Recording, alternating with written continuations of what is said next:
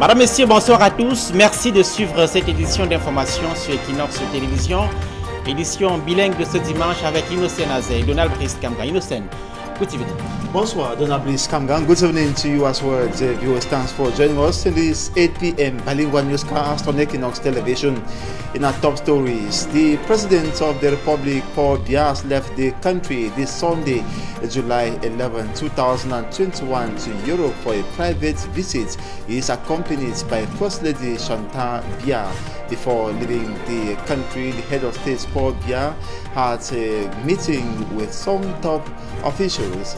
Also, traditional rulers of Bafung village in the Mungu division of the Little region have expressed frustration over the non-registration of their village on state documents. They as well decry the fact that their resources have been exploited without prior compensation. They recently met in the Mungu division to find out solutions to these plights. Those were top stories. Près de 2 ans qu'il n'avait plus fait de déplacement en hors du Cameroun, le chef de l'État a quitté Yaoundé cette matinée de dimanche. Déplacement en compagnie de son épouse, la présidence de la République parle d'un court séjour privé. Le président de la République a reçu en audience avant son départ quelques personnalités clés de l'appareil d'État. Précision dans le 20h. Les populations autochtones de l'Est indignées par les violations de leurs droits en matière d'accès aux ressources issues du sous-sol. Cette question préoccupe la société civile. Elle interpelle les pouvoirs publics sur le rôle trouble de certaines autorités administratives. Madame, Messieurs, voilà pour le sommaire.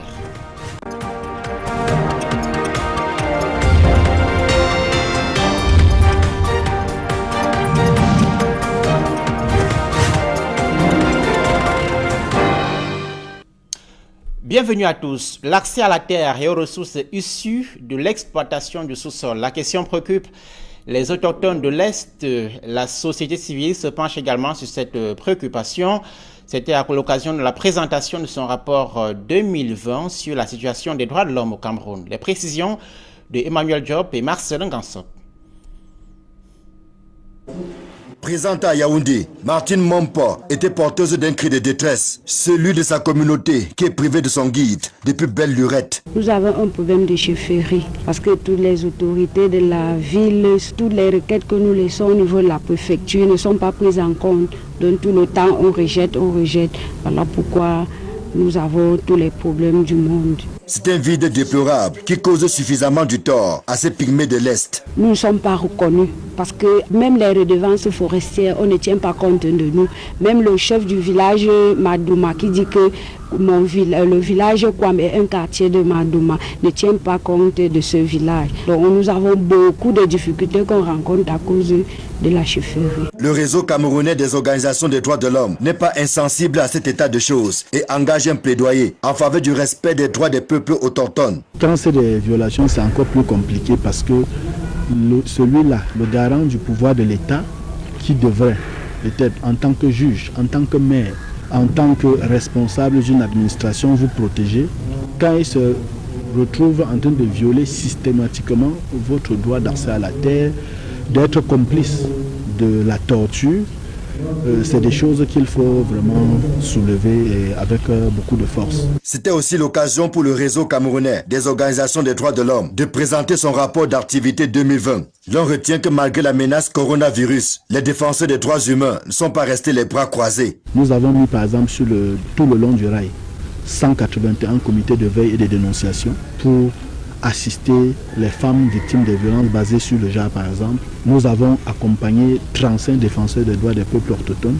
pour promouvoir la lutte contre le changement climatique et défendre leurs droits fonciers. Pour 2021, le réseau camerounais des organisations des droits de l'homme est déjà engagé sur plusieurs fronts, en dépit de l'environnement socio-économique, sanitaire et sécuritaire difficile. Nous avons un projet pour intervenir dans l'extrême nord contre l'extrémisme violent, en renforçant le dialogue civilo-militaire qui va permettre qu'il y ait des binômes, qu'il y ait des espaces de dialogue, qu'il y ait des espaces pour dénoncer même des cas de bavure et autres, et permettre que les forces de sécurité soient perçues comme ce qu'elles sont, c'est-à-dire qu'il y a des acteurs pour protéger les personnes et leurs biens. Le réseau camerounais des organisations des droits de l'homme reste en éveil, préoccupé qu'il est par les violations qui se multiplient, parfois du fait de ceux qui sont censés promouvoir et faire respecter les droits humains. À Bafoussam, dans la région de l'Ouest, les feux de signalisation sont en panne depuis plusieurs semaines. Cette différence entraîne des conséquences sur la fluidité de la circulation, mais également est à l'origine des tensions entre les usagers de la voie publique. Les autorités, quant à elles, sont silencieuses. Le constat de Robert Kenyé et Vivien Tonfak. Lieu dit rond-point Biao. À ce carrefour, l'un des plus importants de la capitale de la région de l'Ouest, les feux tricolores ont cessé de fonctionner depuis Mathusalem. De ce qu'il y avait ici, il ne reste plus que ceci. Le constat est le même au carrefour de la Poste. Au lieu dit feu rouge, des feux tricolores nouvellement rénovés ne fonctionnent pas encore. De quoi agacer et irriter les automobilistes. Ça nous met en difficulté avec l'effet d'être pressé et que chacun peut passer rapidement. Pour traverser le carrefour maintenant, c'est le sauveur qui peut. Donc, plus rien ne donne à l'absence de ces feux-là. La ville n'est pas matérialisée. Il n'y a pas le passage piété. Le piéton faufile entre les voitures. Et là, c'est pas facile pour nous. Certains se souviennent des situations désagréables que l'absence de cet important élément de la signalisation routière leur a causé. Le fait que en plein carrefour, chacun a voulu passer avant l'autre, a donc fait qu'on se rencontre à un niveau déjà au milieu du carrefour. Le problème majeur à Bafoussam, il est difficile pour un piéton de traverser. Il faut avoir un taximan ou bien un chauffeur qui est assez compréhensif et qui peut ralentir, comprendre que non, le piéton peut traverser et qui peut avancer. Dans les auto-écoles, en plus des normes universelles, les enseignements dispensés tiennent désormais compte de cette réalité contextuelle. Vu que la ville de Bafoussam souffre de l'absence de la signalisation et principalement les feux tricolores, il est conseillé à tout automobiliste d'user de la priorité à droite lorsqu'il aborde une intersection où il n'y a pas de signalisation en général et en particulier les feux tricolores. D'être prudent au niveau des intercessions, de ralentir avant les intercessions et de donner la priorité aux piétons. Car vous savez, la seule protection du piéton, c'est sa peau. Les éléments de la police sont régulièrement déployés pour réguler la circulation dans des grands carrefours. Mais cela restait insuffisant pour avoir une meilleure fluidité du trafic. Il y avait au moins ces feux-là. Les choses pouvaient être un peu réglementées sans même la présence de la police. Avant, la police devait être secondaire. À Bafoussam, la conduite nécessite encore plus de vigilance. Nous restons à Bafoussam où la physionomie des taxis préoccupe les autorités. À quelques mois de la Coupe d'Afrique des Nations 2022, elles interpellent les acteurs du secteur sur la nécessité de relever la qualité de l'aspect physique de leur véhicule. Les précisions de Vivien Tonfak, une fois de plus. L'aspect extérieur de ce taxi laisse à désirer. L'intérieur l'est encore plus. Dans la ville de Bafoussam, des taxis comme celui-ci sont majoritaires.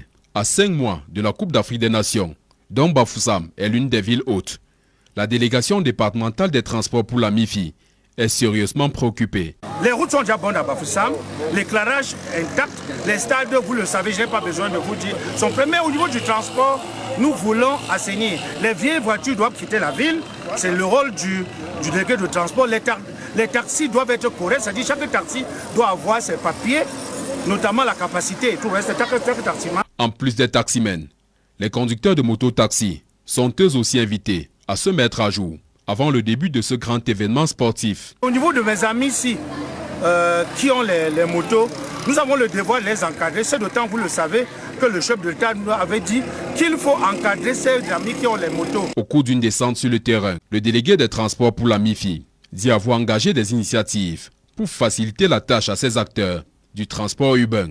Nous avons contacté des frères à qui Dieu a donné beaucoup de choses, qui ont été d'accord pour sponsoriser, pour aider ces enfants à avoir leur permis, avoir leur carte grise. C'est ça que je suis venu leur annoncer pour qu'ils se dépêchent pour venir à la délégation s'enregistrer. Un message qui est plutôt bien accueilli. Moi, si c'est pour la que M. le délégué a dit, moi je suis content avec ça. parce qu'on ne peut pas gérer la caisse là, quelqu'un ne peut pas conduire cela pour apporter, transporter les gens, c'est pour amener au stade municipal de Guéco. Demander à sensibiliser les inscrits. Moi également, je ferai de mon mieux pour encourager mes jeunes frères d'aller tous ensemble faire ce que monsieur le délégué nous demande. Le transport urbain par moto n'est plus seulement un travail des illettrés. La descente sur le terrain de ce cadre du ministère des Transports obéit à la logique d'assainir un secteur d'activité où l'accès est devenu trop poreux. Lors de la CAN 2021 à Printemps, les taxis et mototaxis qui ne seront pas à jour seront interdits de circuler au centre-ville de Bafoussam.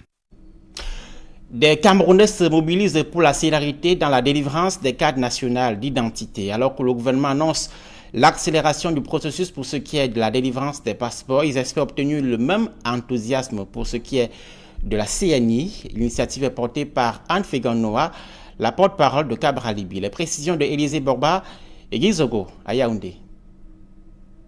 Le débat sur la carte nationale d'identité qui se fait rare ne faiblit pas dans l'espace public camerounais.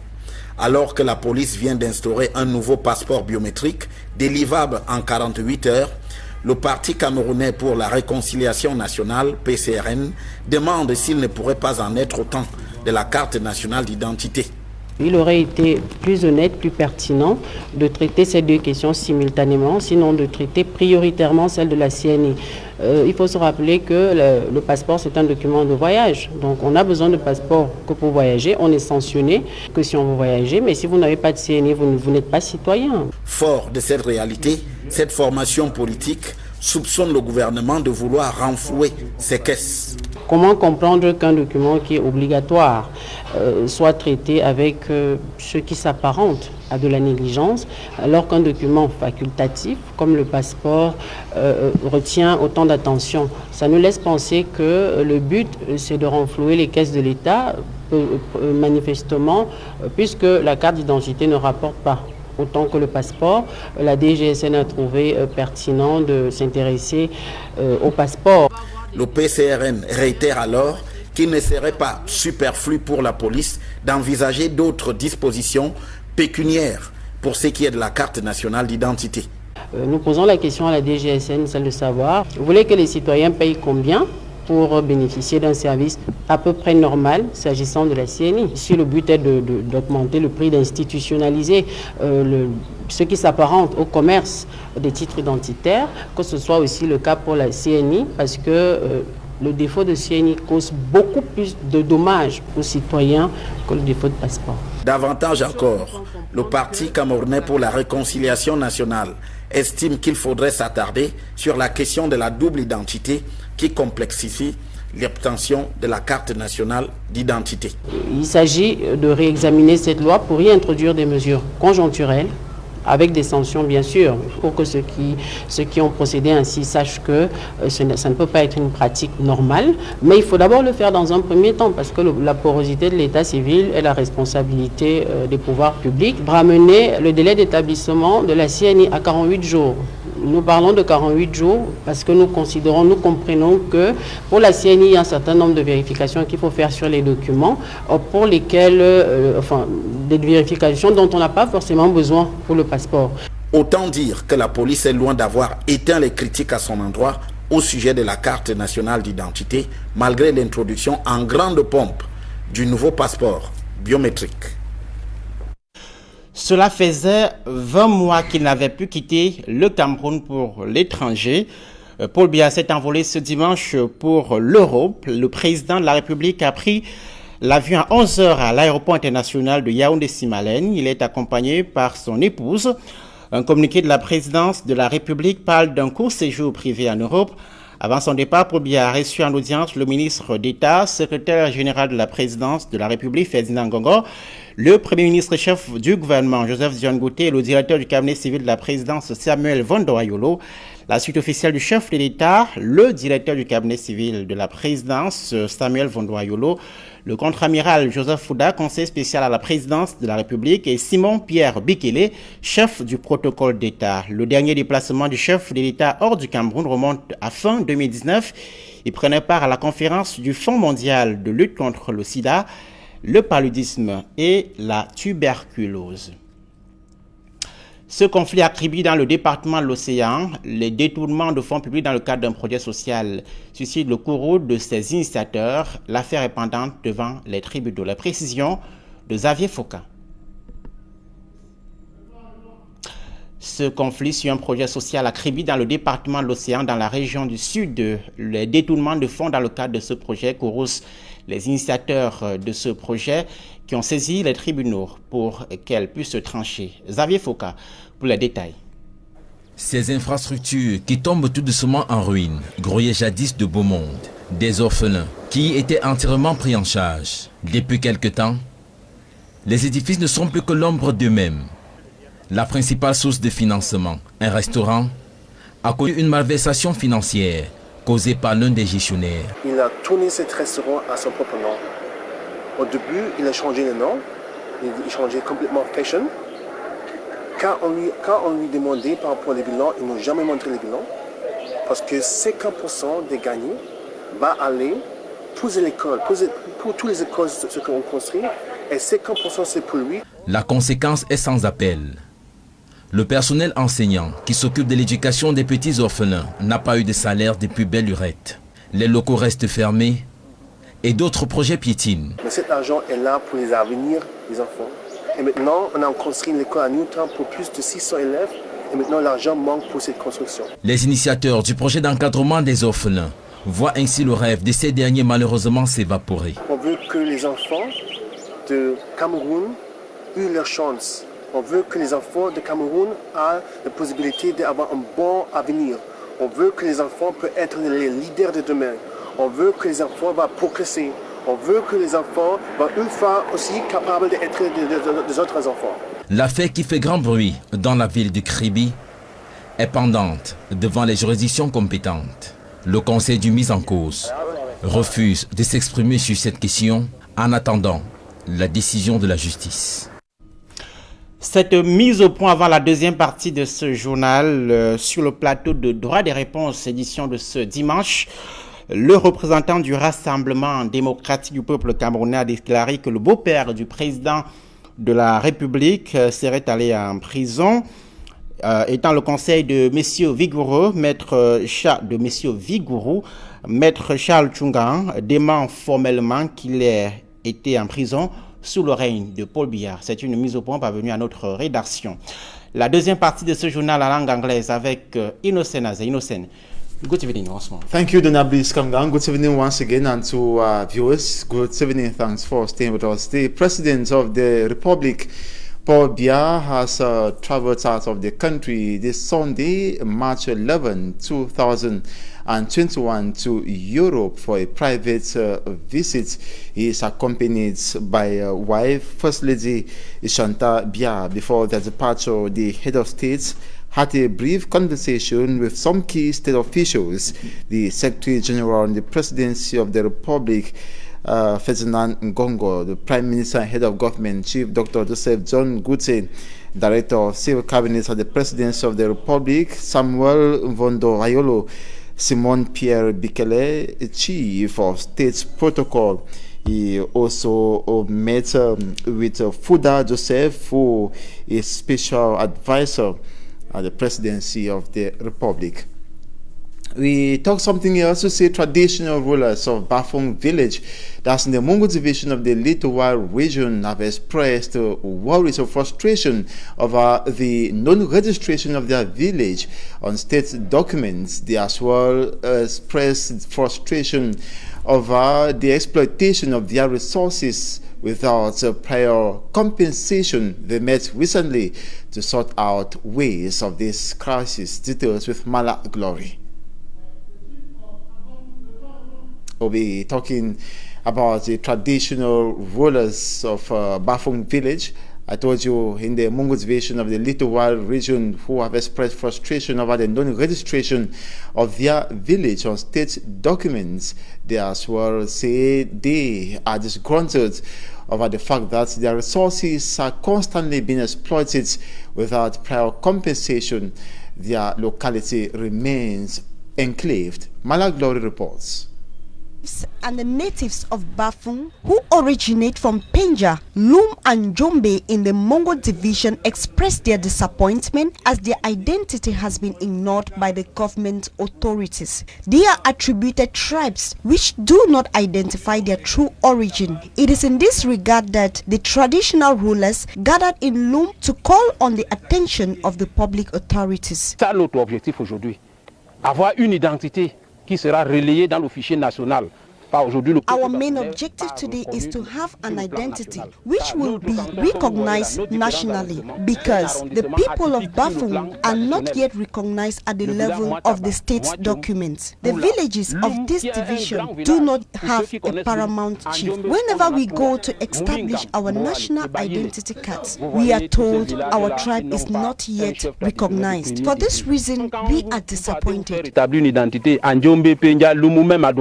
On vous demande de quelle tribu. Dès que vous dites Bafun, on vous dit le fichier national ne connaît pas le Bafun. It's a disheartening situation to the indigents who complain that the government is indifferent to their existence because the state's file do not possess the tribe Bafun. C'est vraiment un problème.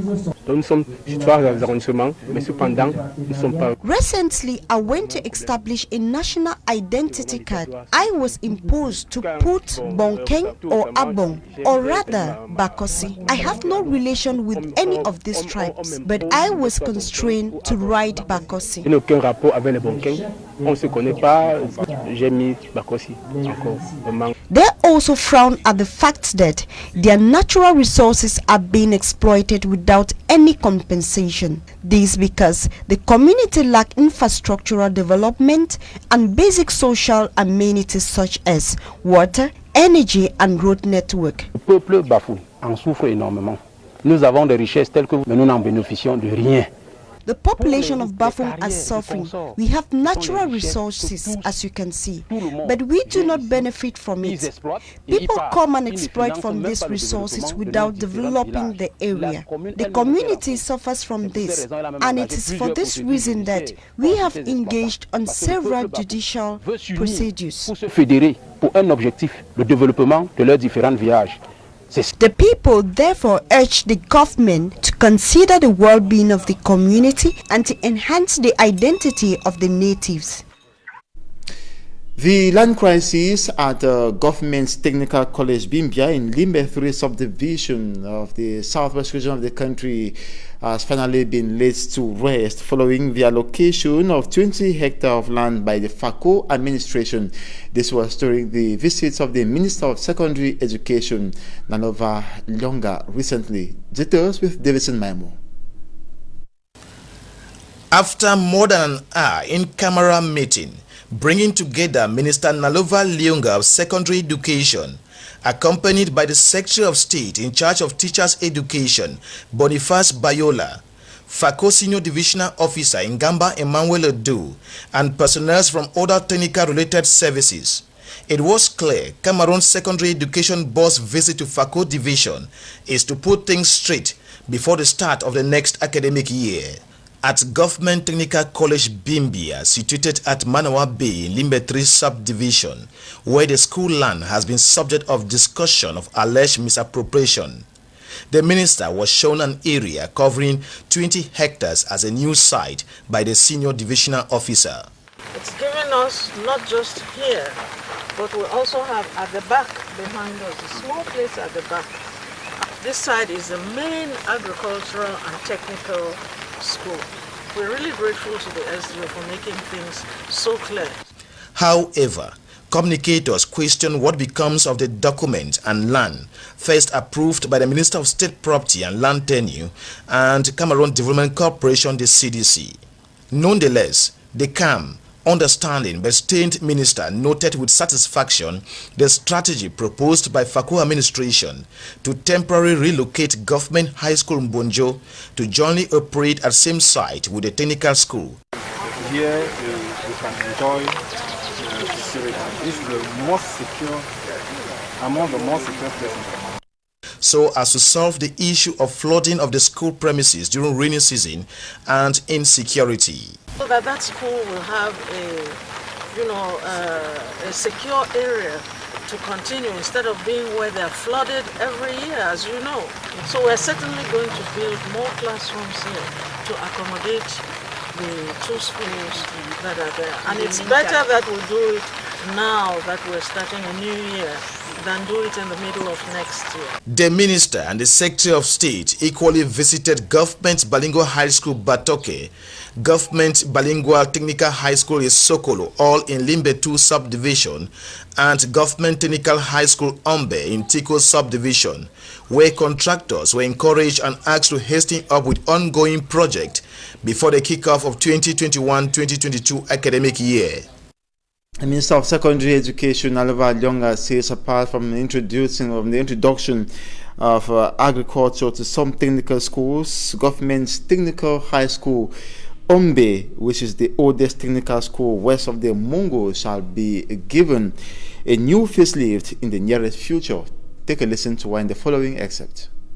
I am extremely happy that after such a protracted time trying to get suitable land for education in Fako, that we have finally had it. You know, I give praises to the administrative people in Fako for making this possible, because we're going to have the agricultural and technical school.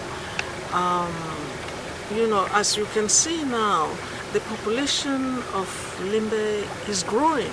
We have a population which is far more than we had before the crisis.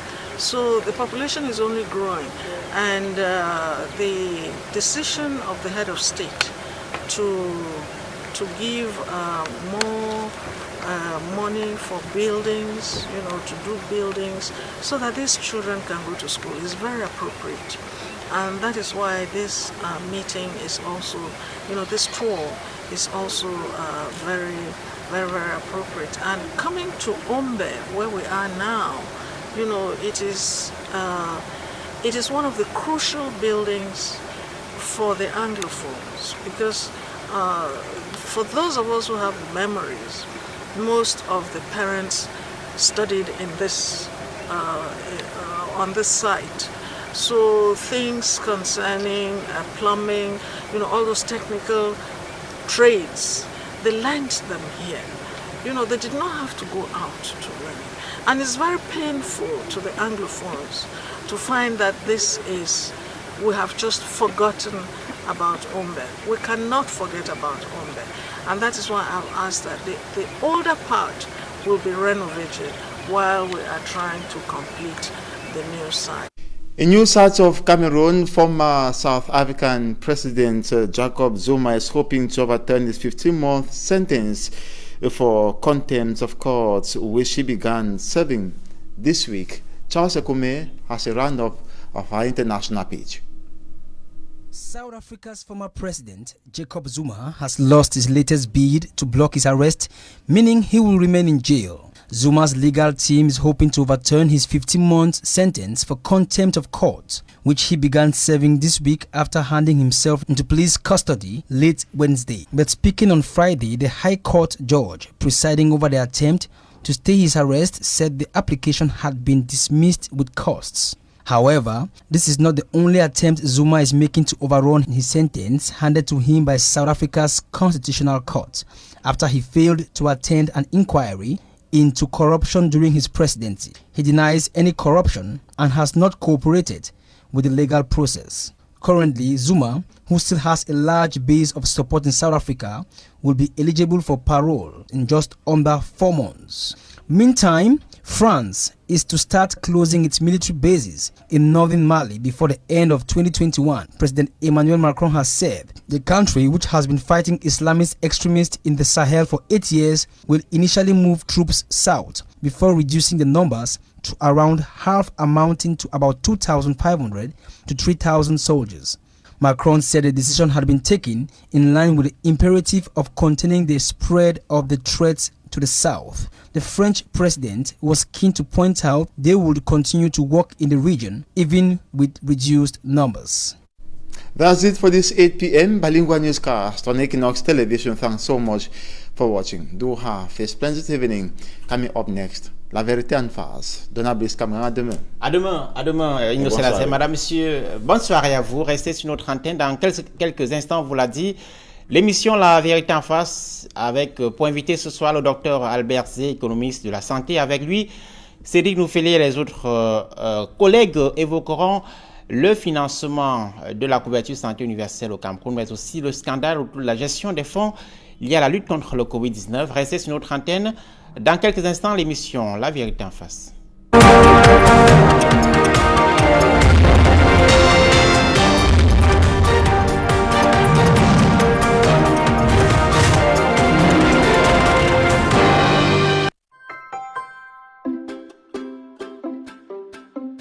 Self